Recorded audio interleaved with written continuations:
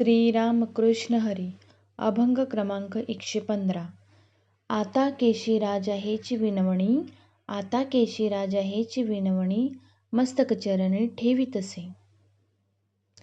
देह असो माझा भलती येठाई, देह असो माझा भलती येठाई, चित्त तुझ्या पायी असो द्यावे. काळाचे खंडन घडावे चिंतन, काळाचे खंडन घडावे चिंतन, तन मन धन विन्मुक्ता. कफ वात पित्त देह अवसानी, कफ वात पित्त देह अवसानी, ठेवावी वारुणी दुरितीही. सावध तो माझी इंद्रिय सकळ, सावध तो माझी इंद्रिय सकळ, दिली एका वेळे हाक आधी. तुका म्हणी तू या सकळांच जनिता, तुका म्हणे तू या सकळांच जनिता, येथे ऐकता सकळांसी.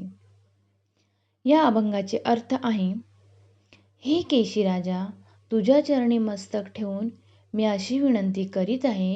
हे केशी राजा, तुझ्या चरणी मस्तक ठेवून मी अशी विनंती करीत आहे की माझा देह कोणत्याही ठिकाणी असो, मात्र चित्त फक्त तुझ्या चरणी असू द्यावे. तन मन धन या बाबतीत माझे मन विन्मुख होऊन माझा सर्व काळ तुझ्या चिंतनात जावा. कफ वात व पित्त हे माझ्या देहात असून अंतकाळी तुम्ही ते निवारण करावे. जोपर्यंत माझी इंद्रिय सावध आहेत तोपर्यंतच एक वेळा तुम्ही मला हाक मारा. तुकाराम महाराज म्हणतात, देवा, सकळांचा जनिता, निर्माता तूच आहे आणि सगळे तुझ्यातच ऐक्य पावणार आहे. असेच अभंग ऐकण्यासाठी आपल्या चॅनलला सबस्क्राईब करा.